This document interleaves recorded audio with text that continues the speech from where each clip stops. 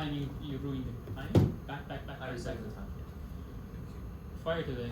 So we're going to focus on, our SOK paper is going to focus on lightweight intrusion detection and automated response for IoT constrained embedded systems, resource constrained embedded systems. And the presentation is going to follow with introduction, talking about intrusion detection systems, the compatibility analysis of IoT protocols and lightweight intrusion detections, machine language models for edge-based intrusion detection and response, and we're going to have a conclusion of all our points. So to first introduce the topic of IoT and embedded systems. So we know IoT devices, they allow for access control, and they allow users to monitor devices remotely. And this comes with security breaches. So traditionally, intrusion detection systems are used to monitor this. They're used to monitor system traffic, network traffic, and malicious behavior. And the automated response element is to provide the user with a response and alert to let the user know if the system has been compromised. So IDS typically has issues related to the CPU and GPU, mostly in energy consumption, large data storage, which could be affected by embedded systems. And in this paper, we're going to we propose a solution for using lightweight technology to mitigate this. The reason why we chose this topic is because we wanted to critically analyze the applicability of lightweight intrusion detection systems and the response technology, aiming to solve the contradiction between the equipment and security requirements, and provide a theoretical support and practical guidance for building efficient and sustainable IoT framework. So we're looking at IoT opportunities and vulnerabilities. So the widespread applications of IoT could range from different sectors such as healthcare, so in ECG monitors, manufacturing departments, so in PLCs mostly, and smart infrastructure like smart home technology. And this comes with security risks such as data privacy breaches, speed and accuracy compromises, and it could be susceptible to certain cyber attacks such as advanced persistent threats, which is APT, denial of service, DDoS, and distributed denial of service, DDoS. And the core issue we're trying to resolve is the convenience of IoT devices, how they're interconnected, versus the security breaches that they propose.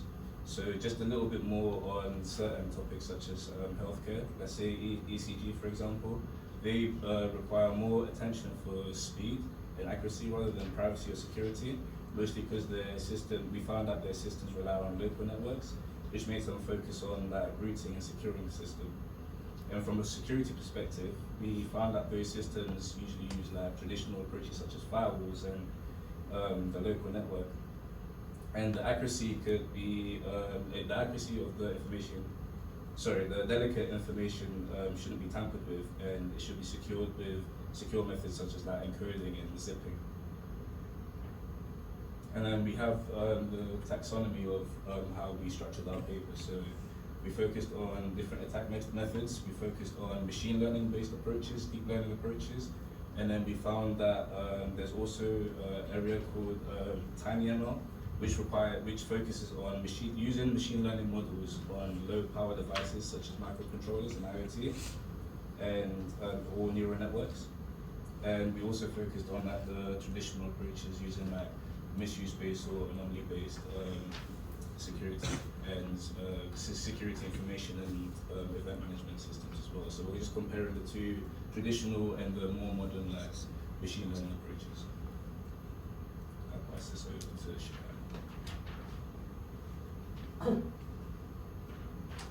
So this part I will present a short outcome of intrusion detection system commonly as IDS and some lightweight IDS method for IoT environment. So let's begin.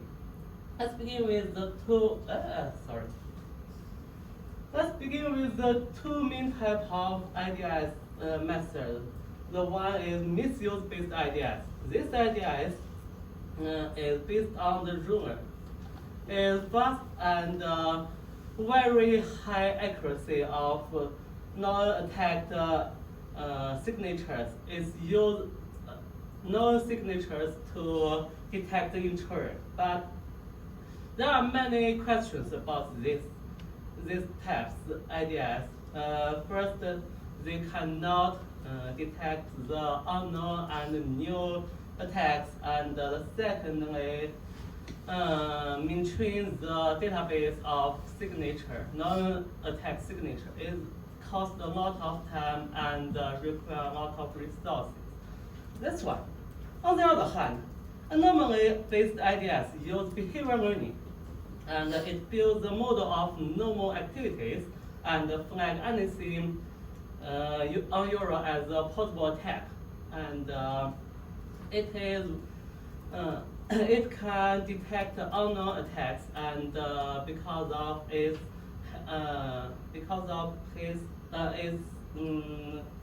changing and dynamic update, it can suit for IoT environment. But there are many questions about this model. First, it suffers from high false alarm rate, and second, training the data set and the model will cost a lot of time and require a lot of resource. The summary: misuse ideas is fast and accurate for non-attacks, but it lacks flexibility. And the second, anomaly-based ideas is adaptive and powerful, but it's slow. This is the two main types of ideas in our paper, and we will start the next part.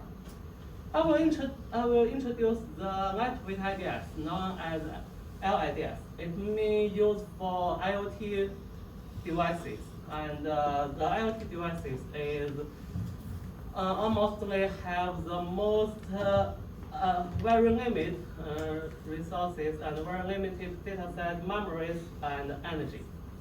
So we reviewed several recent methods and select 4 representative ones. In the PPT, in the slide, we have 6 methods, but in this presentation, I will show only 4. So the first, the open site LIDS. This method aims to detect unknown and involving traits.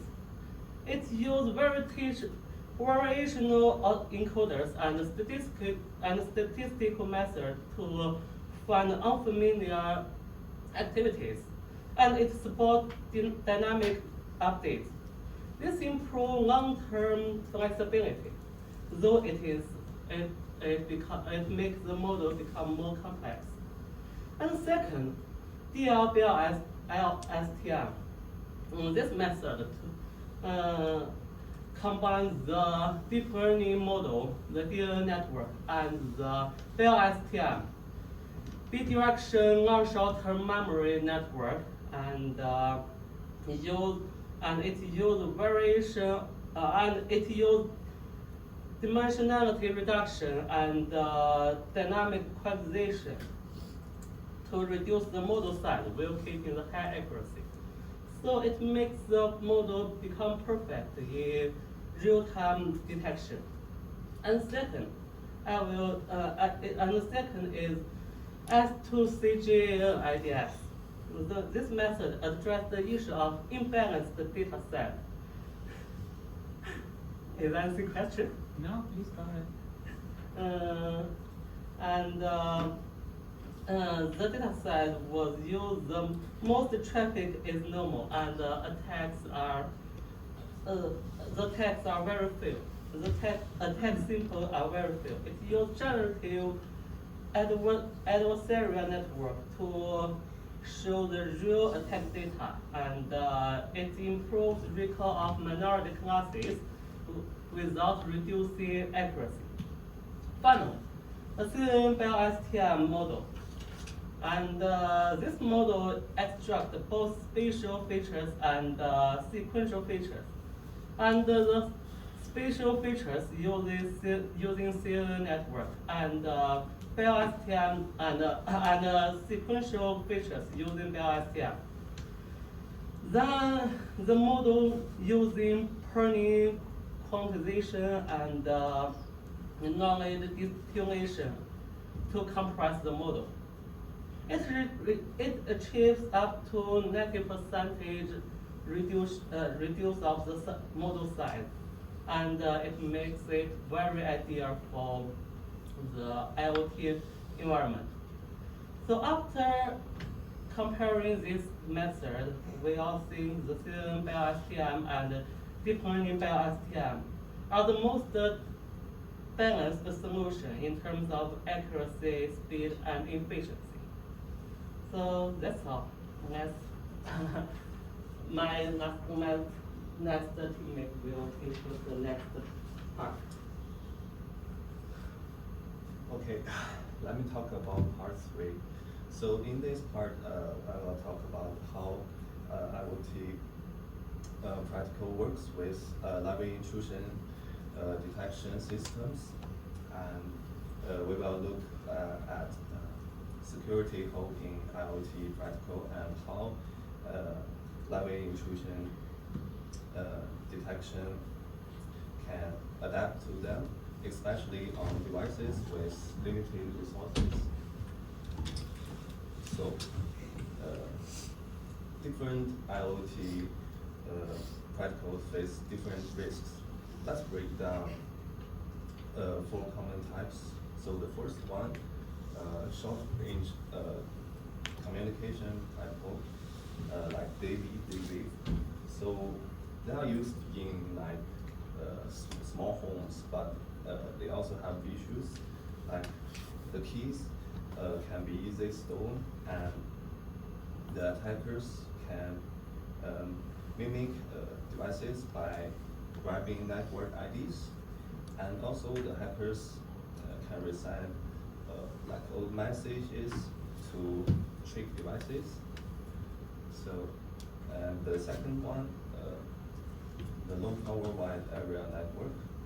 So for long distance IoT, the problems including radio frequency, like on the physical layer, and also the encryption key might get exposed, so the hacker can intercept data between devices. And the third one is a very important one, industrial control protocol. So it's critical for factories, but attackers can also change the commands and cause some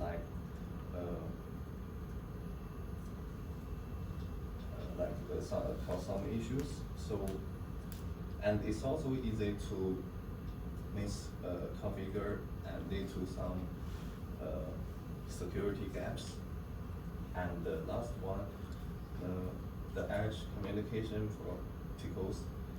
And about this one, the risks are fake messages, and they can also control devices, and the flood of requests will crash the system.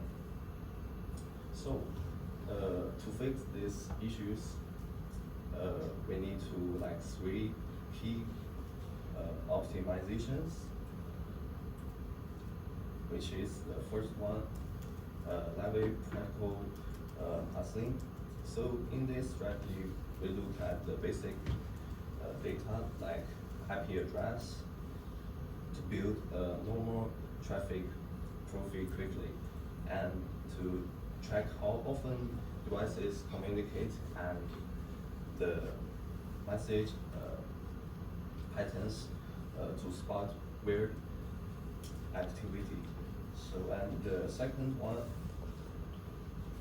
cross-layer resource for optimization. The second one, we do simple check on edge devices and send tough cases to the cloud. It will save a lot of power and time. And also we use universal metrics instead of building models for each protocol. And last one, hardware and software co-design. In this strategy, we use like FPGA, which is third programmable gateway, and also NPU, which is narrow processing unit to speed up heavy tasks, and also we shrink AI models to fit tiny devices, and as we all know, IoT protocol are diverse and devices are low power, so that's a big challenge for lightweight intrusion detection. So next, we will dive into machine learning models for lightweight detection and response. Let me introducing the first one, decision tree, which are great for lightweight systems because it's very fast and use little memory. And what's more, it trans decisions by like working the tree, and it's very easy to understand. And what's more, it's detect the basic attacks like DDoS and code scanning, probing, but about the trend of issue, it had shadow trains. It's quick, but less accuracy, and sometimes it miss tricky attacks. But about the deeper trees, it's like more accurate, but it needs more memory.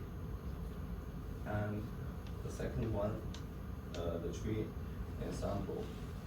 So it's like combine lots of decision trees into an ensemble to make it have a high accuracy and still efficient. But sometimes too many trees can overload in tiny devices. So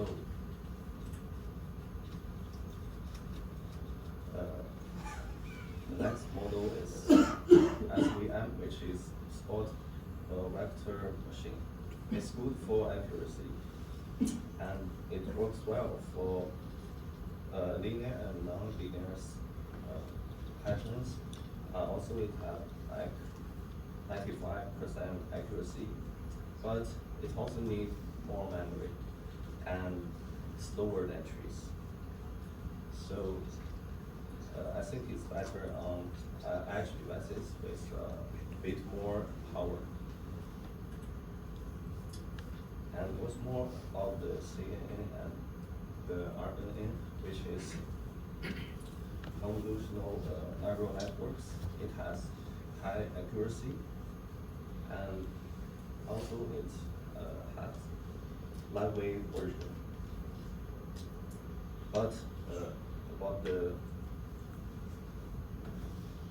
backward is it's like a black box, so it's very hard to explain why they detect an attack.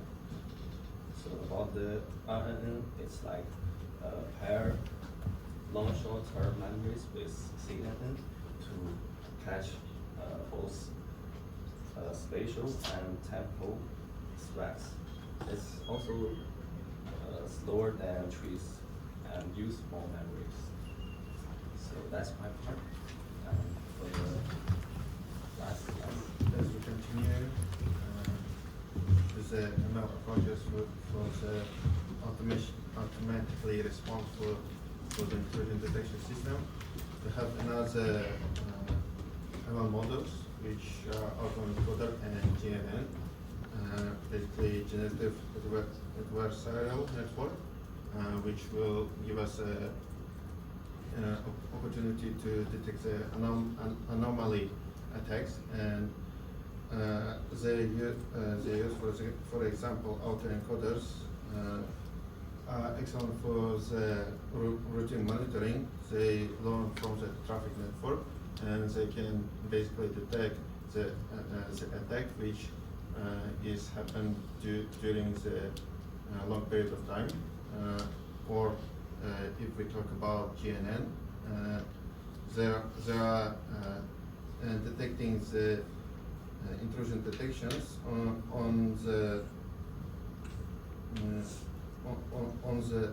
rare and novel threats, and the lightweight version of C2C GNN are improved with improved ideas without stressing the CPU power. And as we continue to the next model, next ML approach, which will be federating learning. The federating learning is an approach where which allows the IoT devices to collaborate, train in a global model without sharing raw data, which gives the opportunity to reduce the data size of a training set. And as you can see, the accuracy of the federating learning is about 95% on the MQTT protocol system for the IoT devices, and it which is described in the left side of the presentation, and it also effective against unseen attacks, which can detect normally first aid. The intrusion system can detect the first aid attacks. And in the right side, you can see the deployment guidance of that kind of models, which can easily be adopted to any kind of model for the lightweight ideas. And it also describes the selection of the nodes, training local models, synchronization with the model, aggregating, and this still for lower power devices, deploying the lightweight models, scheduling the training in a periodic time, and monitoring energy use, and of course adapt to the new threats, and or in other words, keep training the model which was provided for the system. And as a conclusion, we can say that mostly for the ML approaches we have seen, it's better to use the models in the way which are ideal for the some specific case scenarios. For example, the base case scenarios with autoencoder or GNA approaches will be using this kind of models in a smart cities, or in a case of the hybrid model which was presented earlier, like CNN and BL LSTM, or DNN BL LSTM. Such models or federating models have the high accuracy in their prediction. So if we want to target the accuracy, for example, in the ECG or medical purposes, we can use that kind of models and so on. And in the report or in the paper, we have made a research contribution which was listed in the left side of our presentation. Like basically, we have mapped the landscape of LIDS models from recent literature, and we compared models based on their suitability, attack coverage, and edge feasibility. Our research classified approaches into supervised, unsupervised, federative learning. We also highlighted the necessity of the hybrid models, like using CNN, RNN, with the approaches like LSTM, like less short time memory approaches and other things which was discussed in the paper with more provided with more details. And in the right hand of the presentation, in the left hand of the presentation, you can see the practical implementation for our paper research, which are described with implementing machine learning models to get the autonomous response from the intrusion detection systems. And as a final slide of our presentation, I want to highlight the future work, which is described as a standardized threat modeling, which is basically to make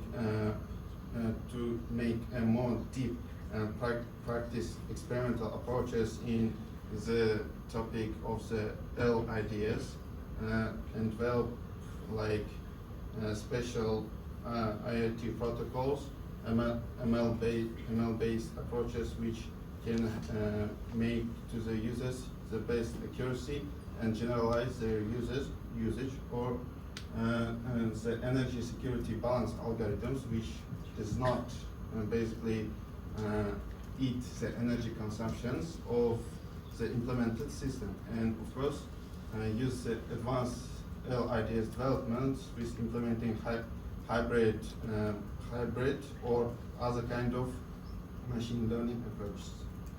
That's the end of our presentation. Thank you so much.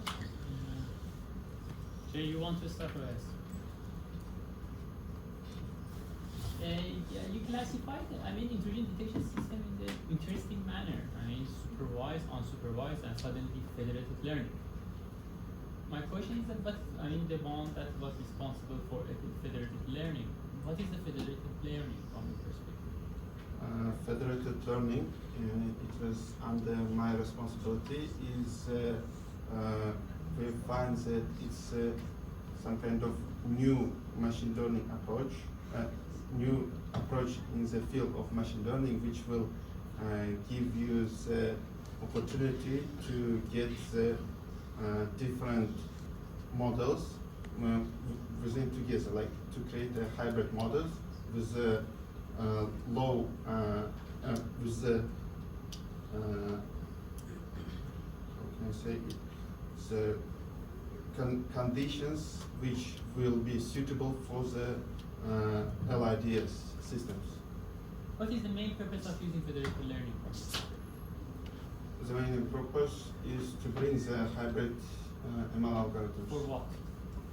For Better performance or for privacy preserving? Which one? like for accuracy, mostly for accuracy and suitability and power consumption. Okay.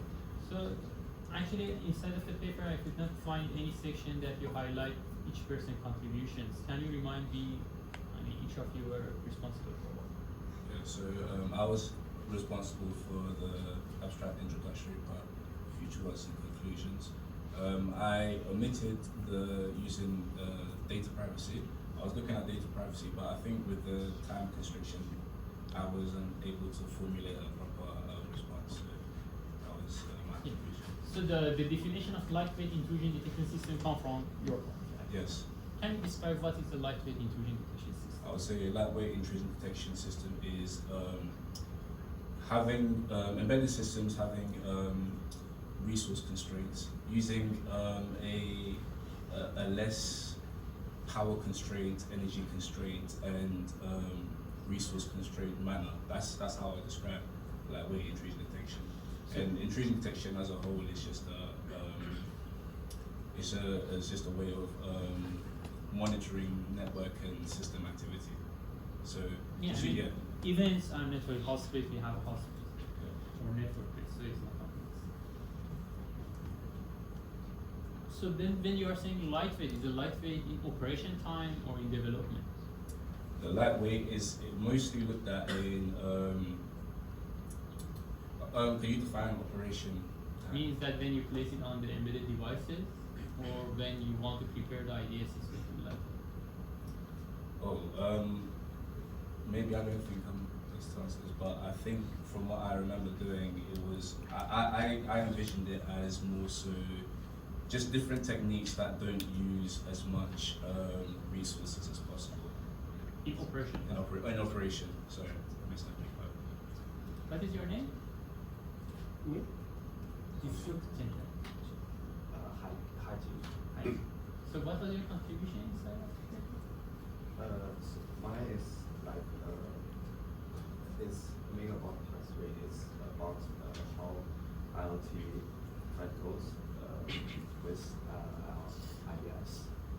I remember your slide you discussed about the very, conventional machine learning algorithms like decision trees, and then you discuss about the current neural network base.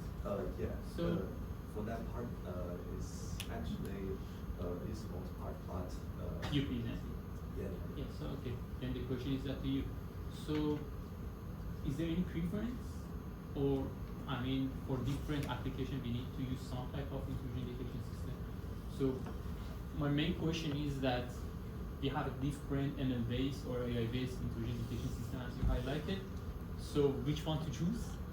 It depends on the embedded system or lightweight intrusion detection system you're implementing on. For example, if you're aiming to get more accuracy, you can use federative learning, or if you want to get like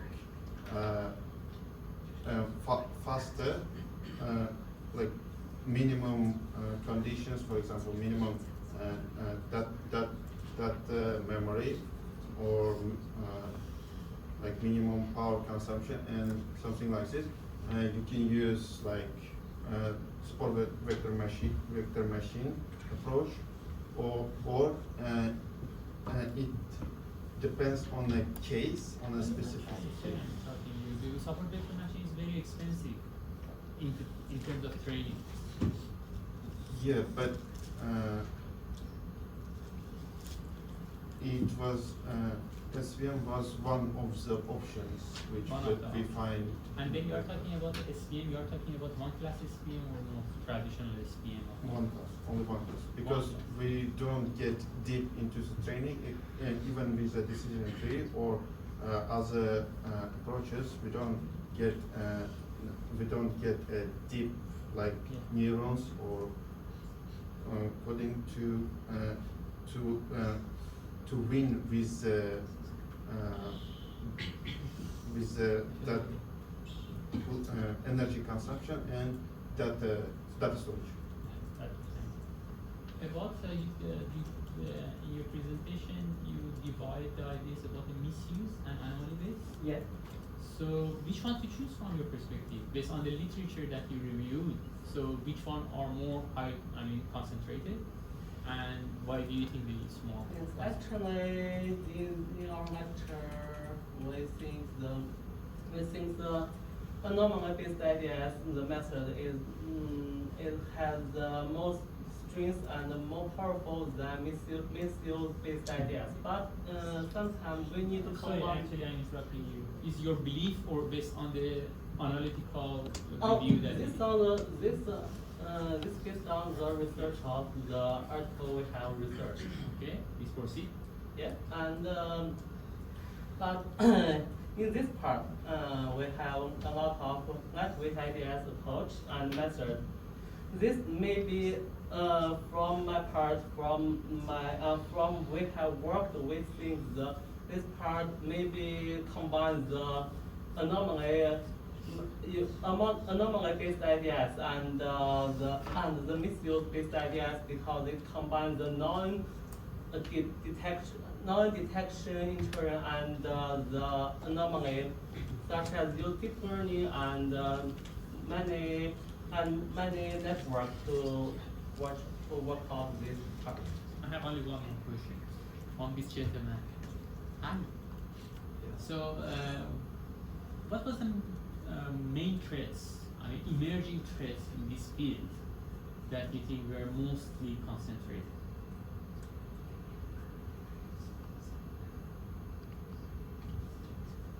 I mean, for what we have research as we know that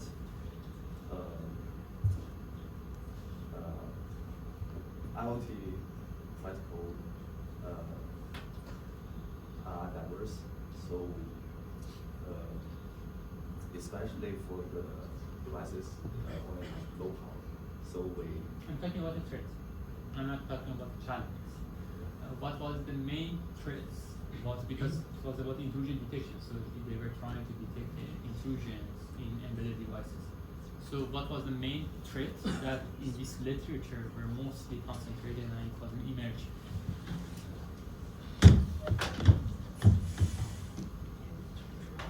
And my follow-up question is that going to be why from your perspective? This is the case. Bear with us 1 second. Take your time, there is no rush.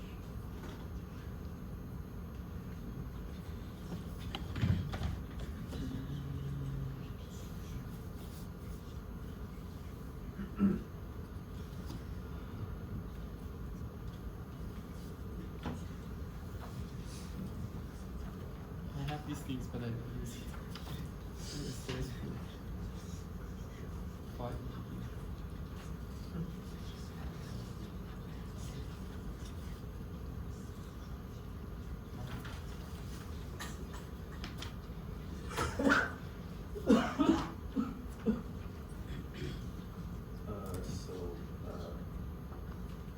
The current research shows that this may present adverse in like detection,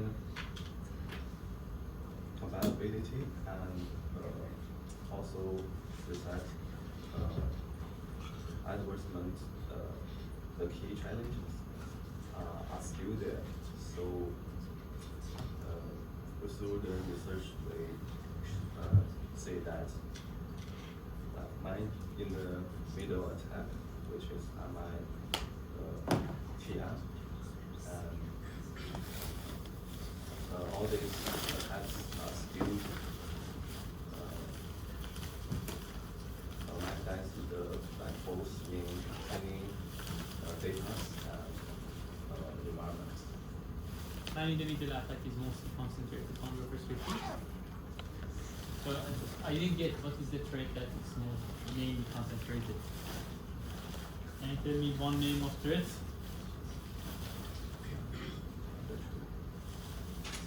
I just heard man in the middle attack. Anyone if you want to clarify, please. We researched a lot attack. So among all of the existing attack, man in the middle attack is mostly concentrated? It depends on the case which involves the embedded system. Because for different approaches, as we understand, we use different, for the different approaches or different cases, we can use different case scenarios. For example, in a medical condition, we mostly focused on the attack from the outline, like those attacks. But in a case of like in a case of working with smart houses, the man in the middle attack, for example, which can change the camera's sequences, will be like in the prioritized. Does it? Makes sense for me. So do you have any follow-up? Wait. Don't worry about it, I received my answer. Okay. We can do an question for you versus you go to the hardware page. That's please.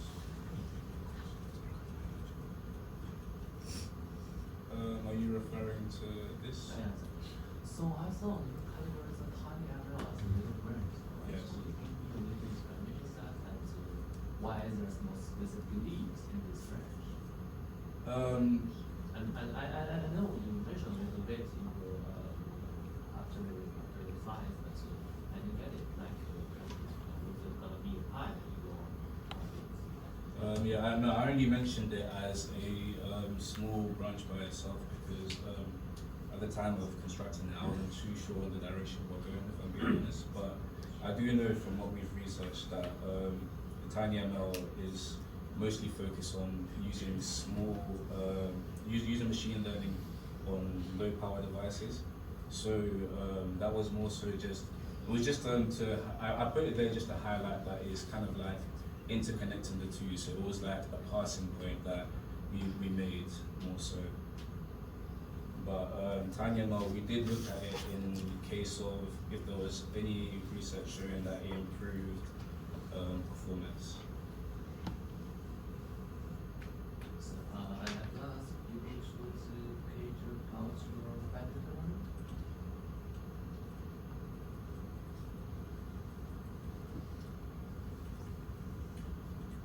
Yeah, so that's the, you gave me some features about patent learning, but I'd like to know about the purpose of why we define this kind of patent learning, the purpose for that as well as for the safety concern or to improve accuracy or something else. I like Dr. Arvin asked you and you asked us about the increased accuracy there and to do more things like do your inventory, but I like to know more. What is patent learning? What's the purpose behind it? So basically, if we're talking about description of federative learning, so federative learning is one of the approaches which can which can combine several machine learning models in one place. Sorry, Creating. you mentioned that to combine multiple machine learning models in one place. What do you mean by this specifics? For example, Different machine learning is different algorithm or different weights? different algorithms in one model. Okay. So, as an example, we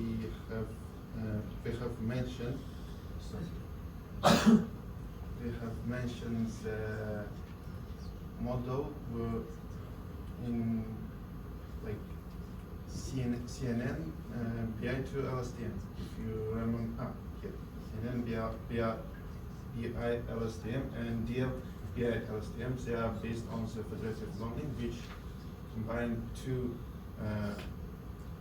Here it combined first in the case of CNN itself and BI LSTM for the zipping the CNN model itself to improve the accuracy and performance. This, I'd like to know about the slide of the exhibits you looked at.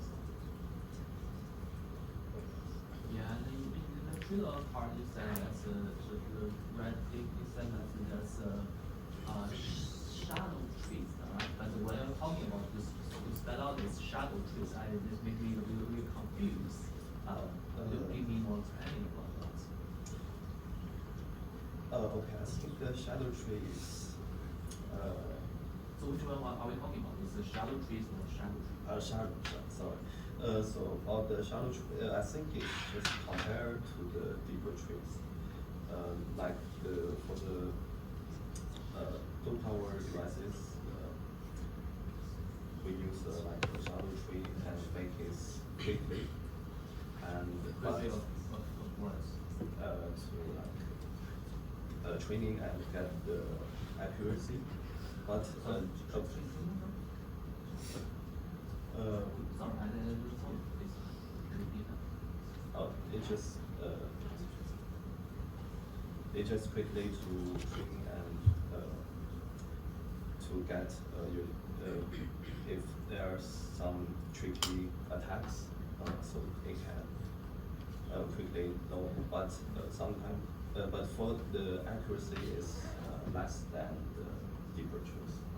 So So it seems like you sound like if the tree is going to deeper, that it will cause I remember that you mentioned it will cause override. So could you give me some explanation of that? In terms of override, what does it mean? What it will cause or some other dimension? Oh, we override. Am I right? You're talking about you talk override, right?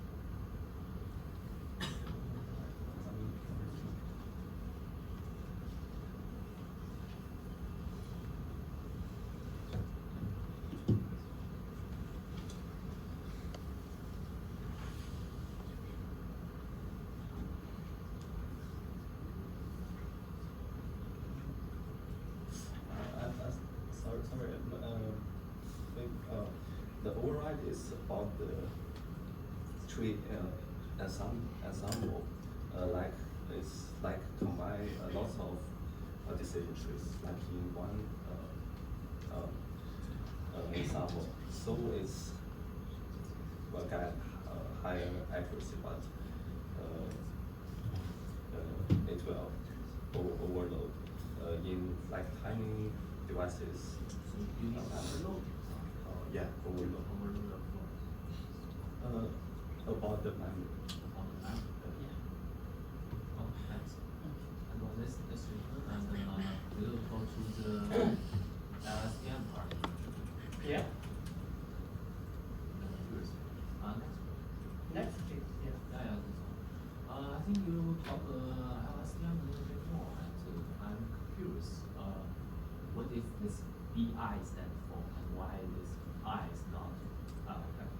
Because the BI from bi-direction. Okay, BI bidirectional. direction, yeah. Okay, that's for what? What's the difference between the normal LSTM with the bidirectional LSTM?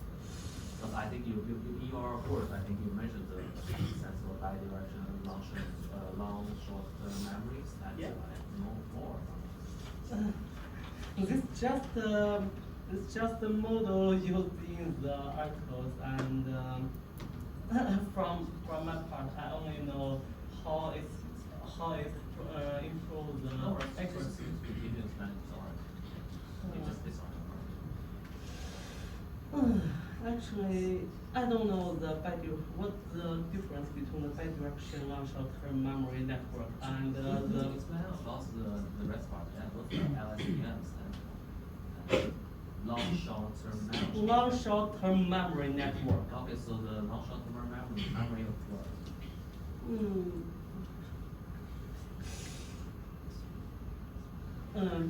It's on your literature review. Yeah, I think you use your them. paper. Maybe to train the data set. Training the data set. Train the data set. Yeah. What kind of data set?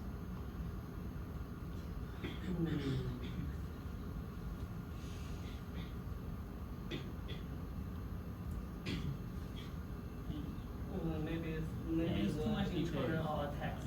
Okay. So, thank you so much, everyone, for the presentation.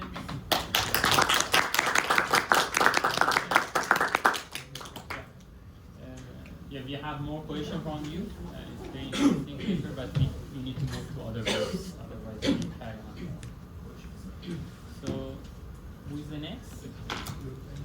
Thank you guys for your time. Yeah, thank you.